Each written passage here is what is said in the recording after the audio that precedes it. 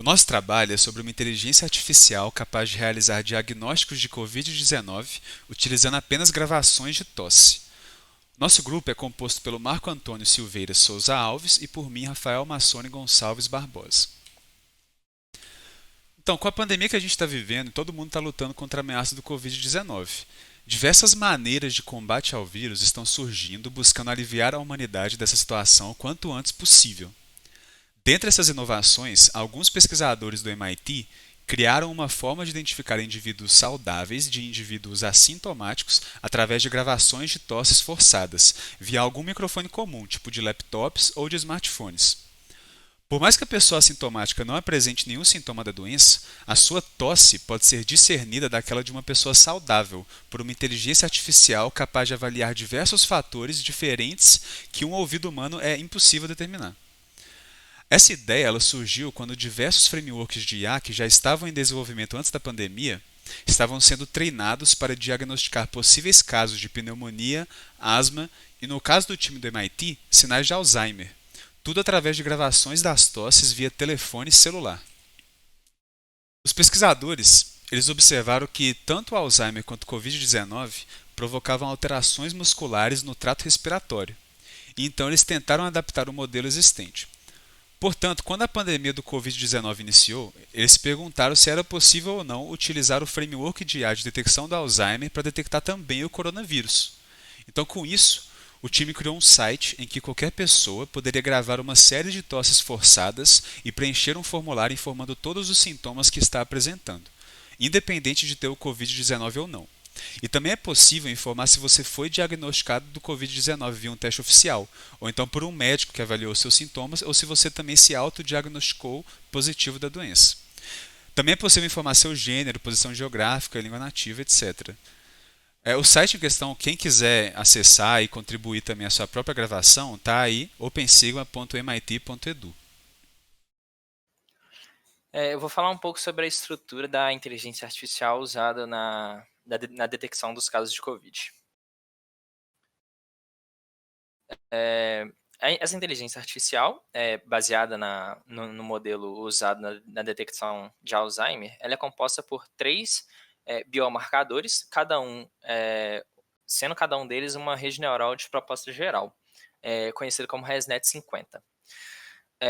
Os três biomarcadores utilizados são um para detectar alterações nos pulmões e no trato respiratório, um segundo para detectar sentimentos de humor da fala e um terceiro para detectar a força das cordas vocais. Por cima dessas três redes, ResNet 50, foi criado um algoritmo capaz de detectar a degradação muscular do paciente. Esse algoritmo ele vai fazer isso através de uma máscara de Poisson, e ele é o nosso quarto biomarcador. Então, o primeiro marcador de mudanças no pulmão e no trato respiratório, essa primeira rede neural ela foi treinada através do dataset de tosse anteriormente descrito. Alterações em ambos são sintomas comuns em doenças que atacam o sistema respiratório, né, gerando alterações sonoras na respiração e na tosse do paciente. Esse método de ausculta pulmonar é amplamente usado por médicos, né, na detecção de doenças no dia a dia.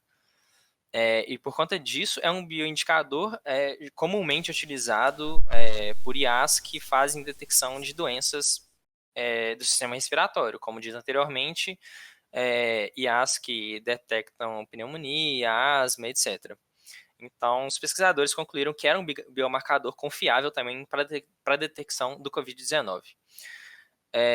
Como no modelo inicial do biomarcador, os cientistas usaram o gênero e a língua nativa dos voluntários para fazer o treinamento do modelo. E eles perceberam que com apenas uma tosse, tipo assim, da gravação de tosse, com apenas uma tosse da pessoa, os cientistas conseguiam falar com precisão de qual a língua falada, né, ou inglês ou espanhol, que eram as opções, e qual o gênero do paciente. Então, eles concluíram, né, eles teorizaram que eles conseguiriam também conseguir identificar essas sutis alterações sonoras em uma pessoa contaminada e não com Covid-19. E eles conseguiram alcançar 86% de precisão, com 23% de detecções únicas através dessa rede neural.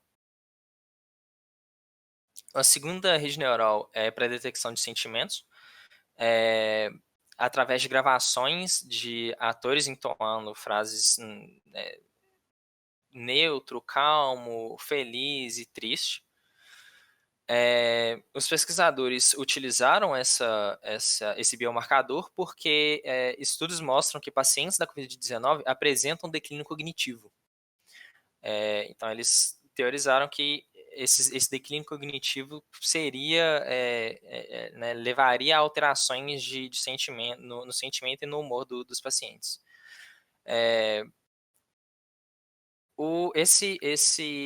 Essa rede neural ela conseguiu alcançar 71% de precisão nos casos de teste. E o terceiro e o último, a terceira e última rede neural é para a detecção de força das cordas vocais.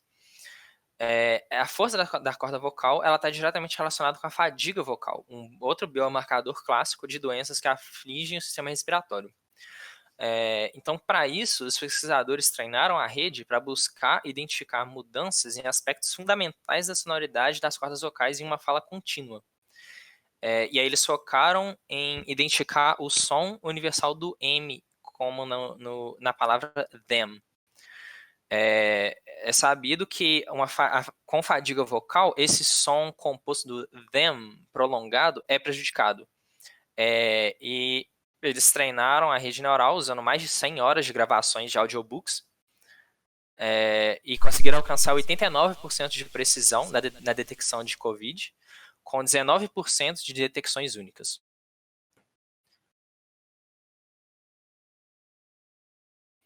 O quadro seguinte, ele mostra nas 3 primeiras linhas o percentual de detecção única de cada biomarcador e nas 3 linhas seguintes a sobreposição dos métodos.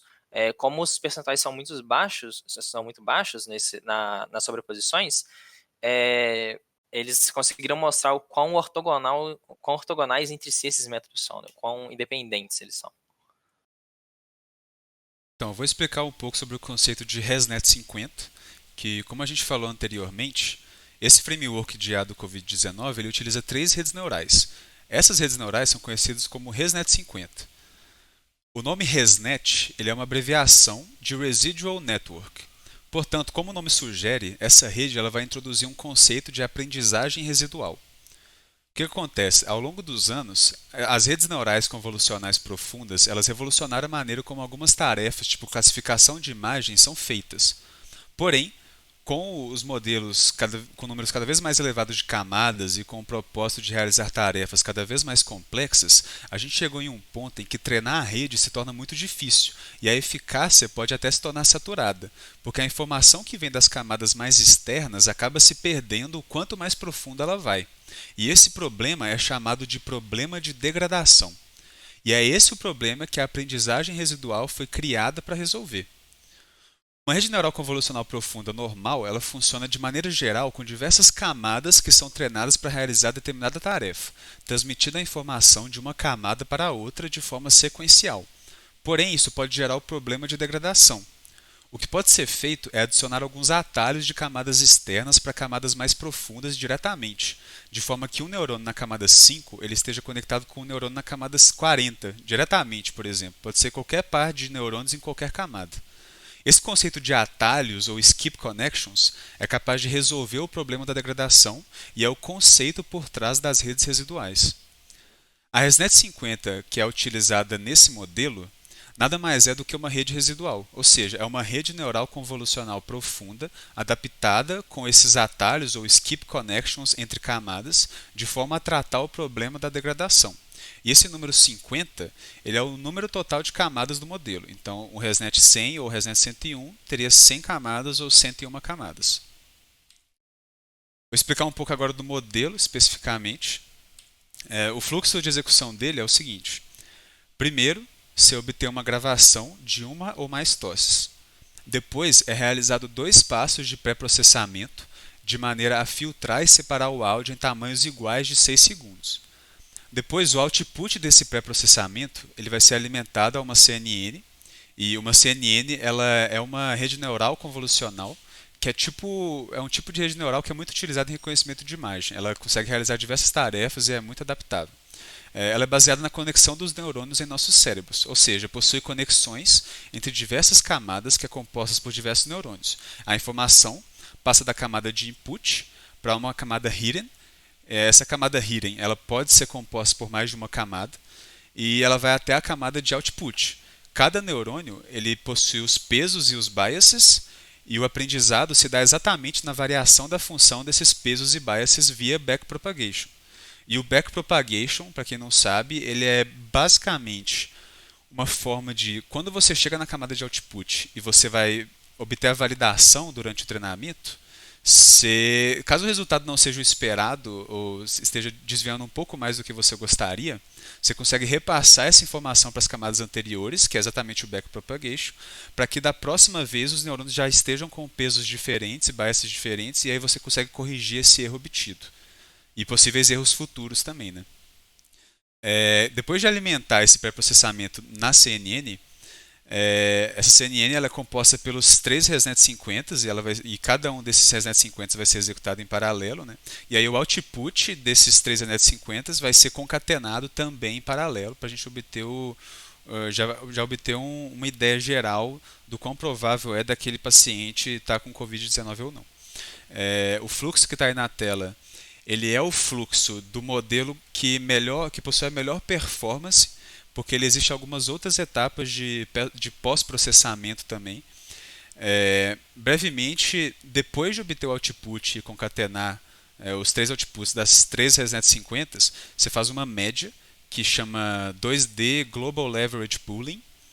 E depois de fazer essa média, você vai rodar esse output por uma outra rede neural profunda, em que todas as camadas, exceto a última, possuem uma ativação feita em ReLU e tem um total de 1024 neurônios. E essa última camada de output dessa rede neural vai ser uma camada binária com ativação sigmoide. E é com isso que você consegue gerar o mapa de saliência do indivíduo, como está aqui em mais detalhes nessa imagem aqui. Então, usando esse modelo que a gente acabou de descrever, os cientistas eles conseguiram alcançar 98,5% de sensibilidade, 94,2% de especificidade em pessoas sintomáticas diagnosticadas e 100% de sensibilidade com 83,2% de especificidade nos casos assintomáticos. Sensibilidade, ela vai nos indicar uma taxa entre positivos, entre negativos e falsos negativos. Então, por exemplo, no caso assintomático com 100% de sensibilidade, nós temos 0% de falsos negativos. Ou seja, né, se eu te falo que você está assintomático, você passa por esse modelo e o modelo te fala que você tem Covid, você com certeza tem Covid. E a especificidade faz o mesmo, só que com falso positivo, né? Quanto maior a especificidade, menor o número de falso positivo. Quanto maior a sensibilidade, menor o número de falso negativo. E é muito interessante a gente ver que um modelo que o modelo conseguiu alcançar números tão altos, né? Porque ele é um método gratuito, é uma ferramenta completamente gratuita, não invasiva, altamente escalável e distribuível. Você consegue criar aplicativos de celular com detecção em tempo real da Covid-19. Então, principalmente nesses casos assintomáticos, a gente tem uma maneira de possivelmente mitigar muito a disseminação do vírus, por conta dessa facilidade da checagem e da alta confiabilidade. O grupo teste, né, o grupo usado para treinar e testar esse modelo não foi muito grande, eram 4.000 pessoas no treinamento e 1.000 pessoas para o teste. Então, esses valores não são absolutos, né? Os pesquisadores ainda estão trabalhando em aumentar esse dataset, mas se apresenta como um método muito promissor, principalmente quando a gente compara com o principal método de checagem rápida atualmente utilizado, que é por aferição da temperatura. A aferição da temperatura ela é problemática porque só 45% dos casos moderados da Covid vão apresentar febre.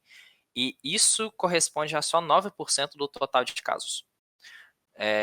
Então, é bem claro, é bem óbvio o quão o método da tosse forçada pela IA é infinitamente superior à aferição por temperatura. Outra conclusão que os pesquisadores chegaram é que eles conseguiram relacionar doenças, né, a Alzheimer e a Covid, diretamente. Os 4 biomarcadores utilizados são comuns às duas doenças, coisa que inicialmente não era esperado, né? Não se faria esse link entre Alzheimer e Covid inicialmente. E os pesquisadores então teorizaram que provavelmente existem muitas doenças que essa correlação não é feita atualmente, ela não é natural, ela não é esperada, mas que muitas doenças vão compartilhar biomarcadores comuns. Então, métodos de detecção de uma doença podem ser facilmente adaptados para a detecção de outras doenças, principalmente e também para a prevenção de doenças novas, né? Doenças que possam vir a aparecer.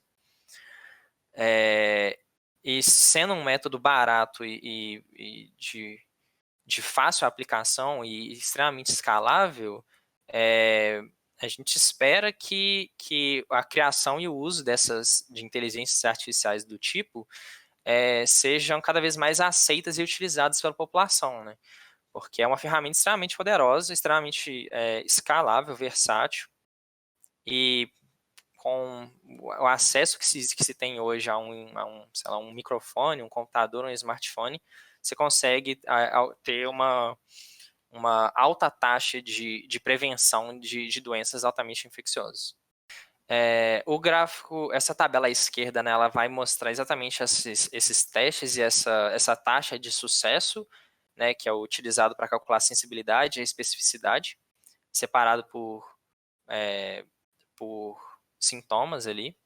E na direita a gente tem o gráfico, né, de sensibilidade pelo inverso da especificidade, né, que dá para a gente a confiabilidade do modelo, né.